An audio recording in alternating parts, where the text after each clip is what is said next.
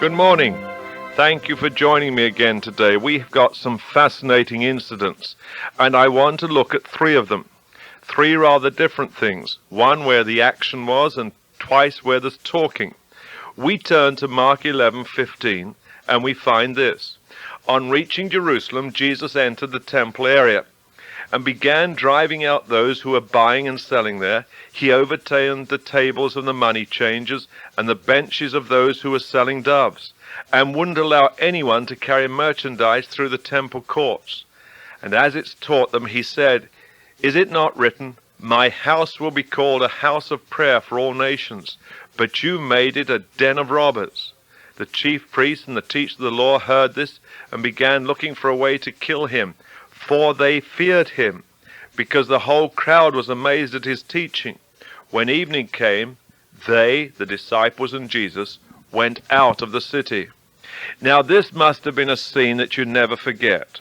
We're told in the other Gospels that Jesus made a whip, and he went in there and he drove these animals out, and he drove everyone out who was selling. It must have been a terrible bedlam. I have a feeling, and I can't prove this to you, that Jesus just looked at those people and they began to move. I don't think he ever hit anyone. I think he might have driven the animals, but I don't think he drove any men out. They only had to see the face of the Lord Jesus Christ, and they knew it was time to leave. What was happening here?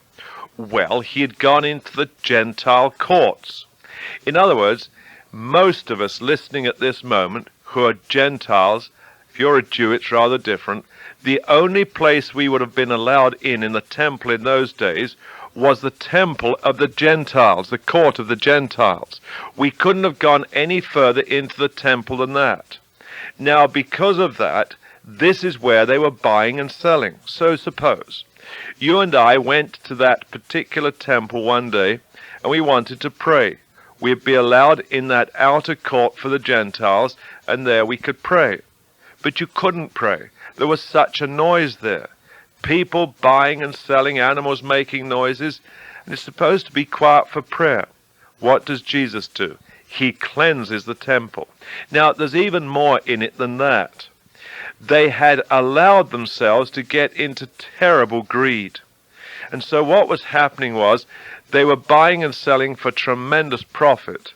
And the fact is that the priests and the chief priests and the religious leaders of Jesus' day were in on the whole scheme. So if you had come from Galilee, the first thing was the money you had from Galilee you couldn't use for the offering in the temple. You had to change it into temple money. The snag was that when you went to change it, the fellow doing the exchange wasn't fair to you. He wanted to make a buck or several bucks, and you were paying far more than the rate of exchange. They were taking money, and part of it went in their pocket, and the other part went to the temple authorities. In other words, the priests, those in charge of the temple, were getting kickbacks. But it wasn't any better with the animals. Remember, certain animals had to be offered for certain sacrifices. So you'd go and buy an animal in the city of Jerusalem, and you take it up, and they say, "Just a minute, where did you buy this?" "Well, I bought it down on such and such a street." "Well, I'm afraid it has a blemish on it. You can't use this. You'll have to buy one across there." Now they're pointing to someone in the temple courts. And sure enough, you go across and you buy it and you bring it back to the priest. And the priest says, "Oh, that one's fine. There's no mark on it, no blemish. We can use that." What have you done? You've paid an exorbitant price there in the temple courts. The other one you just got to get rid of. And straight away there's another kickback. Now this is what was happening. And what Jesus saw, pilgrims coming, maybe for the first time in their lives, maybe the only time they come to the temple, they were being absolutely fleeced of their money. And Jesus stood there with righteous indignation. You can call it anger if you like. We'll use that word. But it's an anger against what's happening, not against the people. It was so unfair. It was so unjust. It was so wrong. There was so much greed. There was sin upon sin there. And Jesus just blazed. He blazed with the wrath and anger of God. And those people left. And by the time Jesus finished, the temple courts were clean and you could come in and you could pray, and the place was quiet. Now, not surprisingly, the temple authorities were a little upset. Why? Well, they'd just lost an awful lot of money. They were making money out of this, and suddenly their means of making money had gone. So they were furious. Now, following the happening of the fig tree, in verse 20, we find something else. Jesus says, "Have faith in God. I tell you the truth. If anyone says to this mountain, 'Go and throw yourself into the sea,' and does not doubt in his heart, but believe what he says will happen, it will be done for him. Therefore I tell you, whatever you ask for in prayer, believe that you have received it, and it will be yours. When you stand praying, if you hold anything against anyone, forgive him, so that your Father in heaven may forgive your sins." Let's start backwards on this section and notice something that's very vital. If you have unforgiveness in your heart against anyone, you can block the power of prayer within you. Be quite sure that you're clean before you begin to pray. And if you're not clean, put it right before you pray. Jesus says, if you come to offer your gift at the altar and remember anything against your brother, go and put it right with your brother, and then come and offer the gift.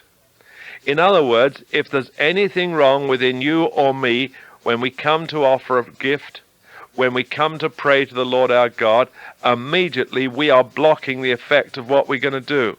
We've got to be cleansed. We've got to put it right. Unforgiveness ruins the human heart. And I think sometimes we take that unforgiveness very lightly.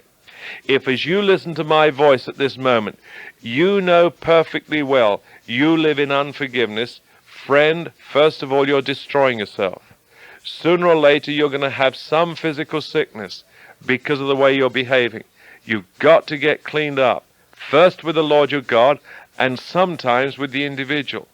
It's absolutely essential. The second thing here, we have to go back a bit. It's a question of faith. Jesus says, if you have faith, you will receive. But I really think there's a lot of misunderstanding of faith. Let's go back to what Malcolm Smith says, which I think is a beautiful definition. He says that faith is knowing the Lord your God. Now, do you know God? Not know about him, but do you really know him? Not know what he can do, but do you know the person of the Lord your God through Jesus Christ? If you do, then your faith will be built up. If you don't, you won't have that faith. How can I increase my faith? I increase my faith by increasing my knowledge of the Lord my God. As I continue to get to know him better, as I spend time with Jesus Christ, the whole thing becomes a reality to me. Now, if that's true, then I'm back in business again. We've got to always increase our faith. But I've got a third incident for you this morning, still in Mark 11 and verse 27. They, the disciples and Jesus, arrived again at Jerusalem. And while Jesus was walking in the temple courts, the chief priests and scribes and elders came to him. "By what authority are you doing these things?" they asked. "And who gave you the authority to do it?" Jesus replied, "I will ask you one question.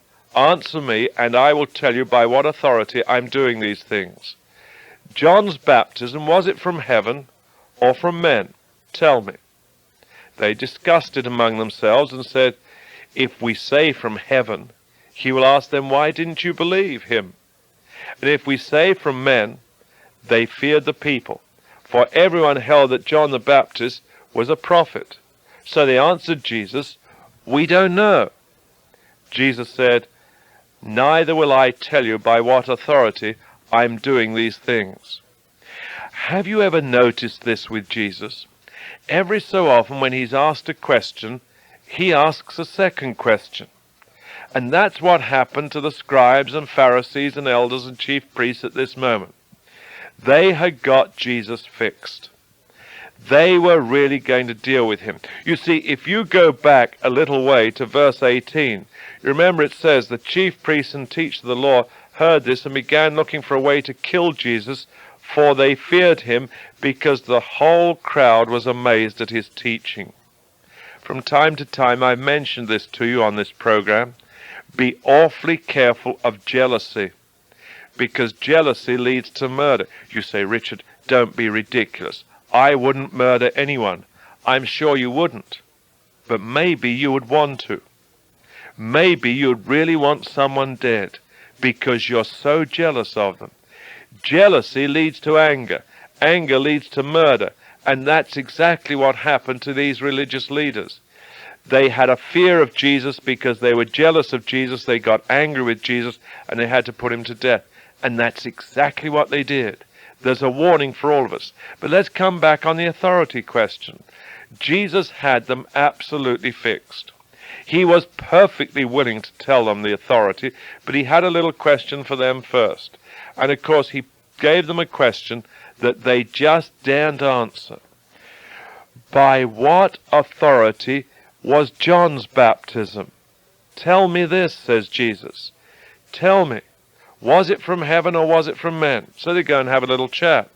They say, look, if we say it was from men, the crowd is going to turn on us. And you see, these people were crowd pleasers. They always wanted to be on the right side of the crowd. Now, if you take on that particular line, it's a very difficult life you lead. Always pleasing people. And that's what these fellows were trying to do. That is no good to anybody. You have to be prepared to please the Lord your God and seek in that to please others. But first comes God. That wasn't true with these people. They had to please other people. That's difficult. But also notice, Jesus having said this, if they said his authority was from God, immediately Jesus was going to say, well, why didn't you believe him? Why didn't you submit to him? Why weren't you yourselves baptized? So they said, we can't answer. Jesus accepted that. He said, well, I can't tell you by what authority I'm doing these things. And they were completely stunned. And what these men never realized was that Jesus was master of every situation. It didn't matter whether it's a question. It didn't matter if someone was going to be healed. It didn't matter what was going on. In every situation, Jesus was the master. Now, Jesus now dwells in you.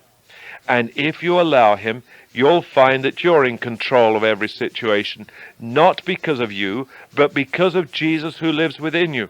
That's the fantastic fact about walking closely with Jesus. Always in control.